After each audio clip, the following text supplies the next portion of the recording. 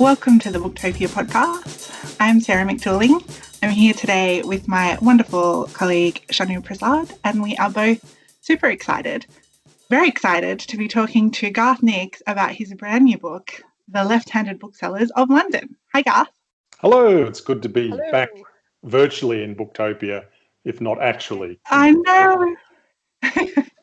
we missed seeing you in person this year, and hopefully, you know, if we will be asking you about upcoming books later in the podcast. But I'm hoping by the time the next book rolls around, we will be back to. Me too. Everybody, I'm sure. I'm sure. But first and foremost, would you like for the people listening? Would you just do your intro about Left-Handed Booksellers of London?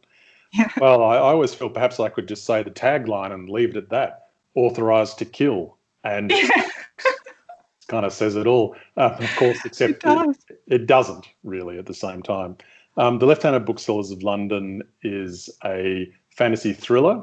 It's set in a somewhat alternate 1983 in the United Kingdom, and it is the story of a young woman, Susan, who has never known her father, and just before she takes up becoming an art student at the Slade in London, she decides to go earlier and follow up some clues that her somewhat absent-minded mother has about her father.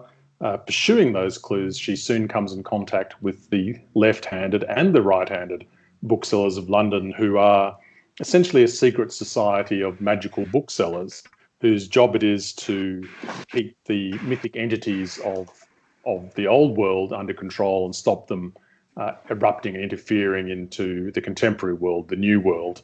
And Susan's quest, if you like, to find her father soon overlaps with some of the bookseller investigations and business as well. How's that for a quick intro? That was a great intro, and off the back of that intro leads us straight into our next question, which is, so why 1983 and why London? Both very good questions, which I suppose the short answer would be instinct, which is not a very good answer, and I've got a much more complex answer. One of the reasons, I mean, the initial spark for this book, I mean, there was kind of like an accumulation of imaginary fuel, as there always is over many years. But the actual spark for this book came when I was on tour for my book Golden Hand, and I was in a Waterstones bookshop in Leith, the port of Edinburgh, and I noticed that the bookseller who was helping me with the signing was left-handed, and I was a boy. I'm of the age where you weren't allowed to be left-handed at school. They forced you to write with your right hand, but I can still write with my left hand and I can draw and so on. Oh, wow. So I've always kind of been interested. My oldest son is left-handed and some other members of my family are left-handed. So I just said to him, "Oh, you're left-handed." And he said, "Yes, I am. We all are.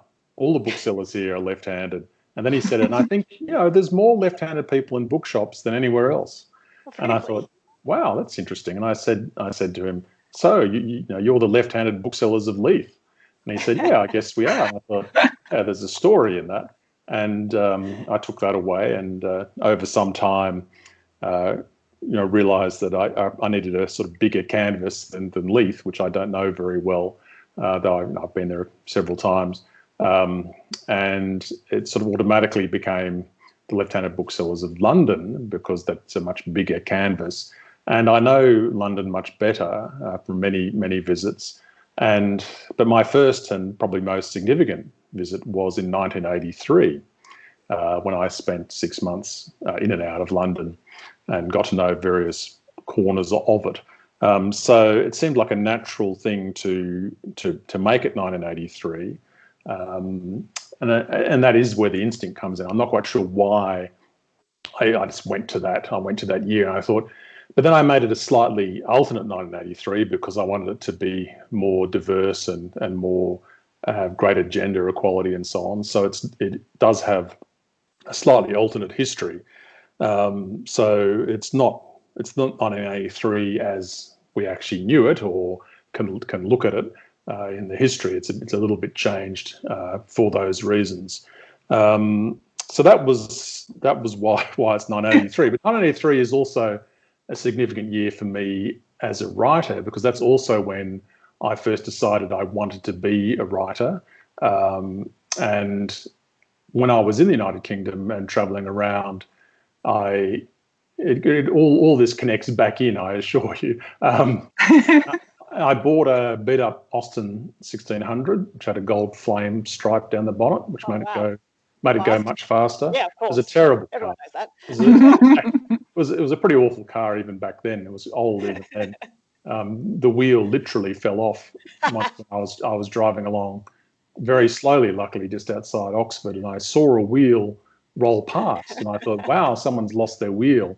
A second before my car lurched off the road, and it caught fire once in Cornwall. Luckily, just a sort of oil slick fire underneath the bonnet. So all I had to do was open the bonnet and let it burn off, and then I could resume my plays. This is what you do when you're 19. You think, oh, my car's on fire. I'll open the bonnet. Oh, no, it's out. I'll keep going. But the important part of that is that on that trip, whilst driving around, one of the things that I did was I read many of my childhood favourite books in the places they were set. So I read Swallows and Amazons in the Lake District, and I read Rosemary Sutcliffe's The Eagle of the Ninth on Hadrian's Wall. I read Dickens in London. I read Alan Garner's The Wisdom of Brisingamen in Cheshire. Went looking for Fundendelve and so on Alderley Edge. So in a way, it cemented my love of those books again, I suppose, and also my desire to write. And in a lot of ways, the Left-Handed Booksellers of London, it's a fantasy thriller, and it's a fantasy thriller where you have the old magical world, which is impinging on the contemporary world, and the two mix, and ordinary people are drawn into, or at least one ordinary person, or perhaps not so ordinary person, is drawn into into that magical world, which is just beneath our own, or it's always there, but it's not always present or seen by ordinary people. And really, those are some of my absolute favourite childhood books, like Susan Cooper's The Dark is Rising, Alan Garner, who I mentioned, Joy Chant, Nicholas Stewart Gray, Donna Wynne Jones, Joan Aiken. There's tons of them. And in a way, what I was trying to do in the Left-Handed Booksellers of London is to capture that kind of sensibility. But this time, I didn't write it as a children's novel, though, of course, I do write children's novels, and I could have. But for whatever reason, again, instinct, who knows, my own peculiar tendencies, I wanted to write it as a fantasy thriller, which it's a crossover book. It's young adult or adult, depending on how you want to look at it. It's published as YA in the United States. It's published as adult in fantasy. I'm always wary of using the term adult fantasy because that can be misconstrued. Yes, that's a whole lot of different. It's just published as fantasy in the United Kingdom and also here. Though here, of course, it also tends to be in the YA shelves as well, just because of my publishing history. So all of those things came together to form the Left-Handed Booksellers of London. Plus, of course, my time as a bookseller myself in Canberra with Dalton's Bookshop, which doesn't exist anymore, but was a very big and fantastic bookshop in Garima Place in Canberra, where I worked with all my friends. And it had a complete penguin bookshop, the only one, I think, in the Southern Hemisphere, and a huge technical bookshop and a really big trade bookshop as well, and was a tremendous place to work. And it laid the foundation for my later work in publishing as well. And I worked there with all my friends, so what's not to like? It does sound pretty cool. Yeah. I loved the details about book selling. I actually don't think I've ever read a book that made me feel so proud to be in the book selling business. It really sort of brings out the magical side of being in this job. And also, there was a really hilarious, can I just call out to a really hilarious moment where the high-tech method of ordering stock in the 80s. Oh, that's real. Yeah. Is that really real? That's real.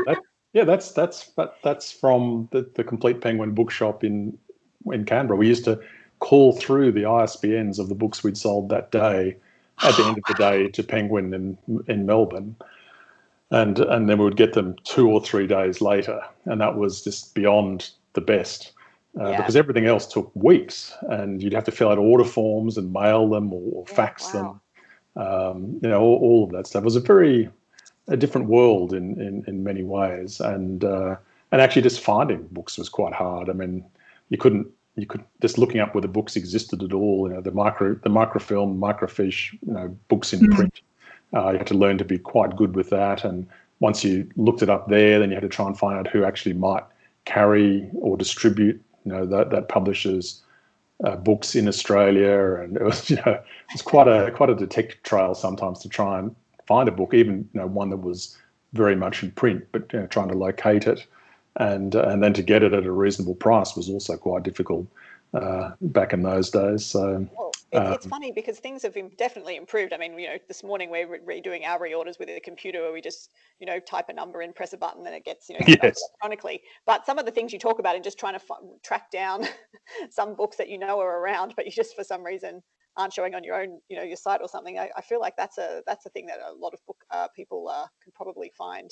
Yeah, well, still rings true. Yeah, well, I think many things still ring true. A lot of the basics don't change.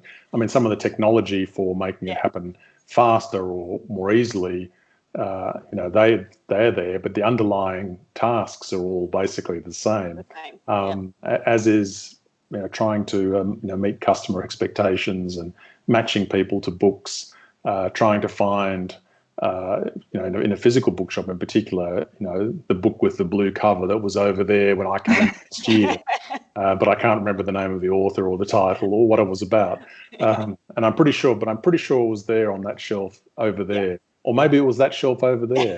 And it's always amazing when you can, or maybe green. Yeah, and it's amazing when you can work it out. It's actually often it feels amazing, doesn't it? You're like, oh my god. Yeah, no, there's a bunch of things in there. I mean. Merlin, who's a left-handed bookseller, who's one of the main characters, him selling the Ashley Book of Knots is drawn from this thing, at Dalton's, where we had this incredibly expensive hardcover of the Ashley Book of Knots, and we had a competition to try and sell it between the weekday staff and the weekend staff, because it was so hard to sell because it was so expensive and so specialised. I think it was $120 at the time. And did you sell it, Garth? No, I did not sell it. I didn't, but one of the weekend staff did, and we used to communicate by writing notes between the shifts on strips of paper, which were torn off packaging basically, and they used to be thin strips of paper which were then placed between the hands of a plastic dragon, which was actually a prize that I'd won from another competition that we had. And so you would come in the morning, and then the dragon sat on top of the cash register, and we came in one morning and the dragon had a short epic poem about selling the Ashley Book of Knots held in his little plastic claws. And yes, one of the weekend staff, actually she's an artist and an author herself now, Jenny Higgy. She'd sold it on the weekend and she wrote a poem about it. Wow. So, which I think gives you a kind of idea of the sort of bookshop it was. It was, yeah. So there's a lot. Speaking of poems, yes, you start each chapter of the book with a little poem. Can you tell us a bit about that? They're very different styles of poems, and they were a joy to relish going through the book.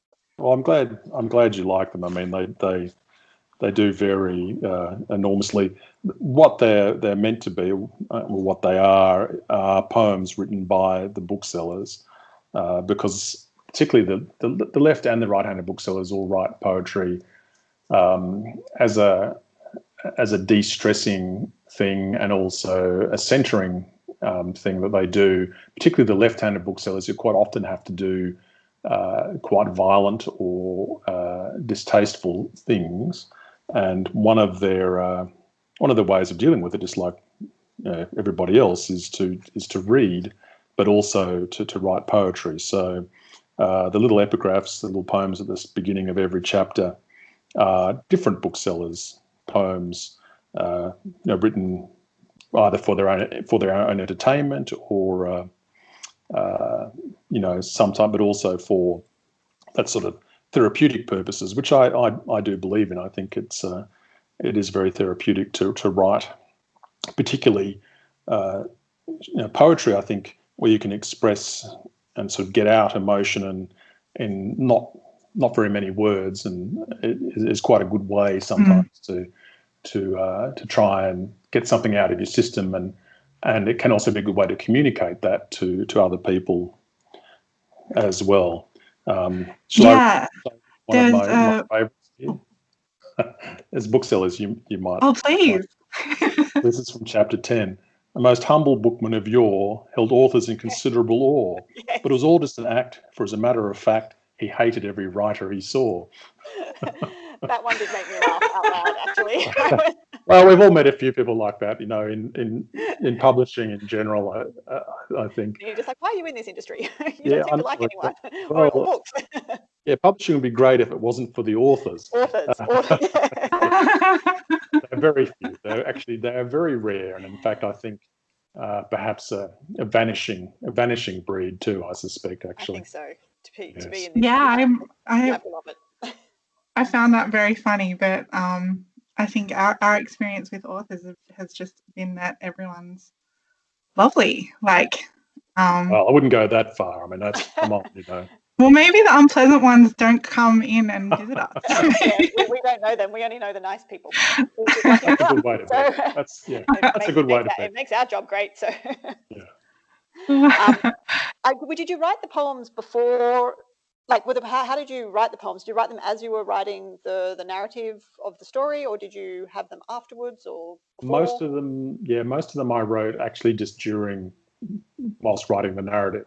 So I would pause at the end of a chapter and then write a poem before I then started the next chapter, with a few exceptions where I just left it blank because I wasn't finding the right voice or it just wasn't working, and then I went back and filled it in later, as it were. Also a technique that sometimes happens with the narrative. Insert sequence here about blah, blah, every now and again. And I also replaced a couple, went right at the end where I'd finished the manuscript and I'd revised it several times and it was about to go off. I replaced a couple of poems which I thought were a bit substandard. So, that's just it's part of the overall process of trying to make it all work and make it as good as it can be before it goes off to editors and so on. Well, this world that you've created for this book is just, I relished every moment here. I loved it. I love I love that it seems like the 1983 that you've created is as interesting and charming and magical a place as the kind of the old world side of it. And I wanted to ask, for the benefit of the people listening, could you give a little rundown on the difference between the left-handed and right-handed and even-handed booksellers? Sure. Yeah. And could you also let us know which one you would be? That's an interesting question. Well, the left-handed, I mean, the booksellers as a whole are part of a very extended clan who have the surname Saint-Jacques, though actually it's not actually their names. It's something that Queen Elizabeth I thought was their family name. So they're all the Saint-Jacques, but it's a very open family. It's as one of the characters, it's a bit like the church. You marry out, but you have to guarantee that your children will be raised as booksellers. So it's not a closed sort of clan where or it's sort of incestuous where you have to inherit. It brings lots of people in, and it's just that the children have to be dedicated to the cause, as it were, which of course would have its own problems and something I don't address in this story, but I might elsewhere. so the left-handed booksellers are the field agents, as it were, and the magical properties that they have from their left hand are generally to do with fighting and dexterity and movement and so on. It's all quite physical. They're kind of enhanced people in many ways, and they are the field agents who do all the dashing around and fighting and physically dealing with things and so on. The right-handed are the sort of controllers and researchers, but they do also have their own magical abilities. They can employ magic in a kind of sorceress way, I guess. They can exert power over the environment around them and over people's minds and so on. And then the even-handed booksellers actually have both powers. They're a mixture of both, but they're very few and far between. All of them can change. You can be a left-handed bookseller who becomes right-handed, and vice versa. You might become even-handed, or you might not. In terms of myself, I think perhaps in my younger days I might have been a left-handed bookseller, my late teens and early 20s, when I was, sort of foolish and active. I think I would then have become a right-handed bookseller. And of course, I would like to think of myself eventually becoming an even-handed bookseller, but I suspect actually I'm much more of a right-handed bookseller type in person, someone who likes to stay in the bookshop, delving into the books, and as well as actually doing, selling books as well, which in fact I do love. Selling books and also conducting my own researches and following my own intellectual hobby horses and so on. I feel the same, actually. I feel like I admire the left-handed booksellers, and a part of me would want to be one, but I think I'd enjoy life more as a right-handed bookseller. You might live longer too. Yeah. Yeah. I was going to say, it kind of reminded me of the difference of between, Merlin and his sister, Vivian. Yes. Which dovetails into what I wanted to talk about, go. which is the characters. Yeah. I'm half in love with Merlin, I have to say. I think Merlin is a very attractive character. I think it would be very hard not to fall in love with Merlin, but it would probably be very wise not to. Yes. Depending on who you are, of course, and what you expected from the relationship, I think. Now you sound like Vivian. Exactly. Well, yes, Vivian would give that advice, yes, and does. Yes, because now she is the right-handed bookseller and not the left-handed bookseller that she was before. So. Yes, and her eyes are very open regarding her sibling. So would you say Susan, as a 19-year-old heading to London and falling in with booksellers, is sort of perhaps based quite a bit on you? Well, it's always hard to tell. I mean, I think all the characters have some element of me, because you can't help but do that. I think she's a lot more together than I ever was, to be honest. Yeah, she seems like, for an art student, she's very practical. Unflappable. I loved it. I don't know if that unflappable. I think that's the better word. Yeah. A lot of artists are, though, I think. Yeah. I think artists, yes, but I don't know. There's art students I know. Okay. My younger brother was an art student, and my mother taught at the Canberra School of Art. So your experience has been with. I'm actually. Well, I think artists who, often the ones involved in more technical branches of art, are extraordinarily practical. So printmakers and so on. Not always, of course. I mean, that's a gross generalisation. But I certainly do know artists who are enormously practical and can just do stuff. And part of the things that they do, of course, are, is their art, but often that extends into everything else as well. Of course, at the other end, they're completely dreamy ones who can do their art and almost nothing else. But Susan is not one of those. She's not that kind of artist. Yeah. I think she was my favourite character I mean, I also obviously love Merlin, and I definitely love Vivian, but I don't know, there was something about the character of Susan that the way that she just approached what was happening to her felt quite real to me. Like, sometimes you read fantasy novels where a character gets dropped into another world, and they either take it in such a blasé way that you just like, do you not know that something crazy is happening here? Or they freak out for chapters and chapters, and it's really annoying. Whereas Susan, I felt, had this great balance of realizing that something crazy was going on, but she doesn't lose her head over it. Well, she has to deal with it. I must admit, I never liked the freaking out for chapters. No, because you can't. What purpose does that serve? I mean, just as a person, constantly freaking out about a situation you can't change, but can only try and make the best of. I've always thought is kind of annoying, actually, in real life, as it is in. If it just keeps on continuing, I mean, it's perfectly reasonable to begin with. But if it's not actually going to have a positive effect, then I always think, well, time to move on.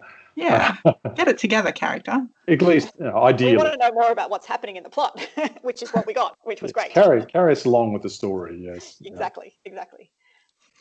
There was a wonderful reference in the book to how bothersome children's authors can be in terms of unlocking the old world. Could you talk about that a bit? Because I loved that so much. Well, yes, that's when Merlin and Susan are going through the new bookshop, which sells old and collectible books, and Susan notices many of her favourite children's books, which are they have collectible first editions of many wonderful children's books, all of which are favourites of mine, of course. I mean, shall I read that little section? I would love that. Yes. That section was right. every author mentioned was either a favourite of mine or someone I immediately added to my list of authors to check out. Yeah, exactly. I mean, it's not that many novels where you also get a wonderful reading list. It's fantastic. I hope so. All right, here we go. Next to the rear door, there was a very large glass-fronted bookcase where the books were not in rows but face out on stands. Susan stopped as she recognised childhood favourites, made much easier because many of these were of a later era than those on the other shelves and did have dust jackets.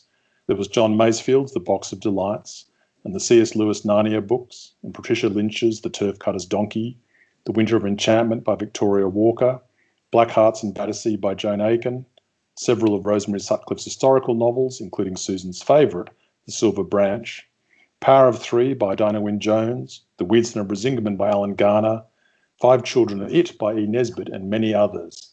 Most were editions she knew from the library, but in much better shape, the dust jackets kept pristine under protective clear wrappers.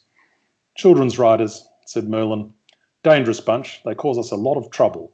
How? Asked Susan. They don't do it on purpose, said Merlin. He opened the door. But quite often they discover the key to raise some ancient myth or release something that should have stayed imprisoned, and they share that knowledge via their writing. Stories aren't always merely stories, you know. Come on. I loved that moment. I loved getting some of my favourite books in there. I could have made this 3 pages long. So good.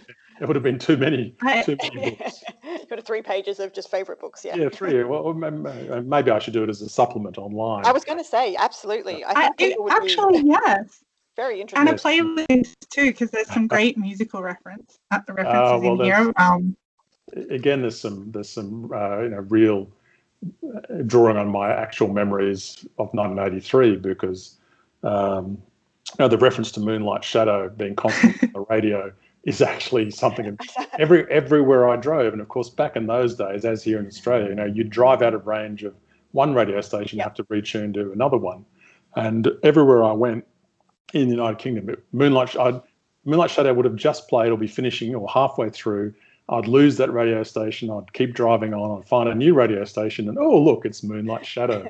All over again. I have such a of just constantly finding Moonlight Shadow. As years earlier, being with my family, driving from Canberra to northern Queensland, where the song was Fernando by ABBA. Like every oh wow! I think we had 8 hours of Fernando a day from different, dozens of different radio stations because it was just on constant play. So, but that doesn't happen anymore, of course. But I think that's a very 1980s sort of moment. Although I had a very It similar was great. Yeah, All not of even that those. long ago.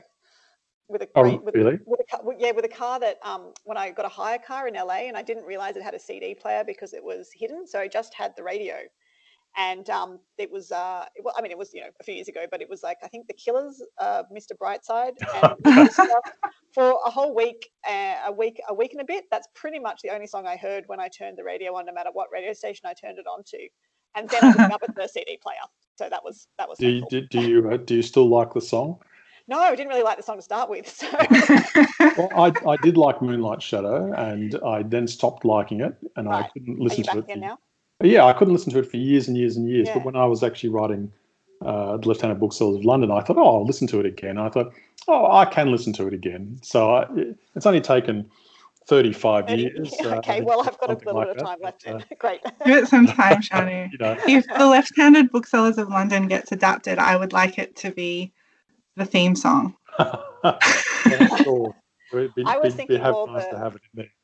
Yeah, when Merlin's singing, like really, that was one of my favorite scenes. Sorry, this is nothing at all what we're talking about, but when Merlin and Susan and Vivian focusing their minds. Are focusing their minds, and I was picturing it in my head of like this, badly tuned, out of tune, like song, and then a droning voice like a lecture, and then shouting happening, and I was again laughing out loud. It was, I mean, even though it was like quite tense, it was also funny. So good. Well, I definitely appreciate that. I like to do that. Tense but funny is a good combo, I think. Yeah, it's a pretty good way to describe the book, really, because it is, the action and tension is constant, like pretty much from the get-go. But it's also so many great funny moments and charming things going on. Oh, thank you. I'm glad to hear that. Which brings me to the question. I had heard everything that I'd heard about this book is that it's standalone, but I just wanted to ask, because I enjoyed being in this world so much, and though this is a complete story, when it ends, I just can't help wanting to know what happens next with these characters. It's like all my novels and stories. There's really no such thing as a standalone.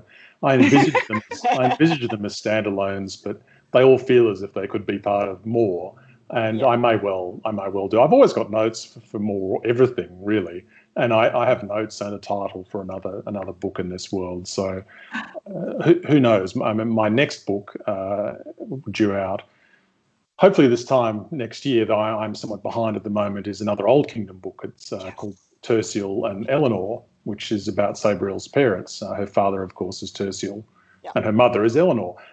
So that's underway at the moment, and all being well, will be out roughly this time next year. I can't wait for that. I've been looking forward to that one for ages, as I looked forward to the Left-Handed Booksellers of London the first time I ever heard that title. Thank you, Sarah. But I think I think you were waiting 2 years. I was only waiting 1 year, so I guess I think the Booktopia podcast is one of the very first places I ever even mentioned the Left-Handed Booksellers of London. Wow. So there you go. So it just made the waiting longer. So I'm not quite helpful. Sometimes I don't know that it's helpful knowing what's coming. But there aren't many books that could withstand such a prolonged tease. And live up to it, which this did. And having looked forward to it for years, and being so intrigued by the title and what the snippets we heard about what the story was about, I can confidently say it was even better than I could have imagined. It was just such fun. Very good. And I definitely would love if you do decide to revisit, because it feels like that was great. Episode 1. Where's episode 2? I think that's what happens, isn't it? If you create such amazing worlds, then that feel so full and real, then it makes it. That's why we want more. So, because we can see. I mean, I would love to hear stories about what happens to those characters next. Stories about what happens to any other character you've mentioned, even briefly. Like, I love the sound. Like Audrey sounds like amazing, the cab driver. Sure. What about Cousin Sam? She seemed to have something going on. I want to know more about her. We all have our our secondary characters that we're like, we'll know more. But I guess the I know we're kind of heading towards the end of our time together because we just got prompted to tell us that. But the thing that I really wanted to ask you about was the fashion in this book. To me was extremely prominent and amazing. And did you draw on, I mean, obviously, a lot of this stuff is very 1983, but I just have to know, things you were wearing yourself? Do you have a boiler suit? Yeah. I do. I actually did. I in fact did have a boiler suit. I had one of my father's CSIRO boiler suits. Wow. But I have to be completely honest and say that I was never brave enough to just wear it out, like to go drinking or whatever. I used to wear it to do what it was actually designed for, like physical work. When I was various earth moving jobs and things like that, or chipping bricks and stuff like that. And in fact, almost none of Merlin's clothes I could get away. I couldn't get away with them then. I certainly couldn't get away with them now. I just like the idea of it. I mean, it's the sort of thing where I would never. I'm very, very boring in my clothes and so on, but I am interested in them, and I just think they help create a character. So I'm always interested in what my characters wear, whether it's in a high fantasy world like the Old Kingdom and its details of their armor and so on, or it's in this 1980s world where, of course, there's all kinds of interesting fashion going on, with the sort of late, almost post-punk stuff, though there was still punk was still around and so on. All that sort of thing is just part of building the reality of the characters, but also is an expression, I guess, of my interest in small details. I think small details are very important to build up the illusion of reality, and clothes are part of that, along with lots of other things. I did love a lot of the mentions of Merlin, when he and Susan are both drenched, and Susan feels that she looks terrible from it and mentions that Merlin just somehow makes it look fashionable. But we all know someone like that, don't we? Yep. Yes. We all know at least one person like that who just always looks brilliant no matter what. And they could be rolled in garbage and come up and look fantastic. And it would just look purposeful. Yeah, exactly. And Merlin is one of those. Is just one of those people. And I think my favourite outfit of his was when he was when something happens to him and he's wearing the tam o' shanter and the ribbons crisscrossing his. And don't forget the bag. Always. Oh yes, the tie-dyed yak hair bag. Yak hair bag. Yeah. Very important. That was there from the very beginning. That was one of the very first things. It was always there. I actually Googled to see, because I couldn't visualize it, and I wanted to. Did you? I wanted to get a strong. Yeah, I got some. I Googled a few things throughout the book because I wasn't familiar with the professionals, and I wanted to get the full funniness of the gender swap. Yeah, and so I Googled that as well and fell down a little bit of a rabbit hole watching little clips from that show. I love that show, but it was, even for its time, it was very sexist. But it still was a really great action show. But when I wrote that part about gender swapping, so Bodhi and Doyle are both women, I thought, wow, this would be great. Someone should make this. I mean, set in the 80s, but that kind of alternate 80s with two tough women who are the professionals and so on, and their boss is also a woman. I was thinking, yeah, someone should do this. So I guess a lot of things like that in the book are me just thinking, hey, wouldn't this be great? Wouldn't this be great? Yeah. I mean, it would have been great back then, but also it would still be great now. So who knows? Who knows? Well, unfortunately, I believe we sadly are out of time, so we might have to wrap things up. But Garth, thank you so much for coming and talking to us today. It's been a delight. It's a pleasure, as always. I'm always very happy to come and talk about books. And podcast listeners, you can get yourself a copy of the Left-Handed Booksellers of London, as well as any one or all of Garth's amazing backlists at your local bookshop or online at Booktopia. Thanks for listening.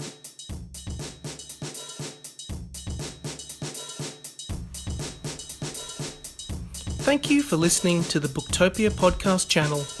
Don't forget, you can subscribe to us on SoundCloud and iTunes for free and get access to hundreds of author discussions, book analysis pieces and more. Or, if your eyes need a workout, head to Booktopia TV on YouTube.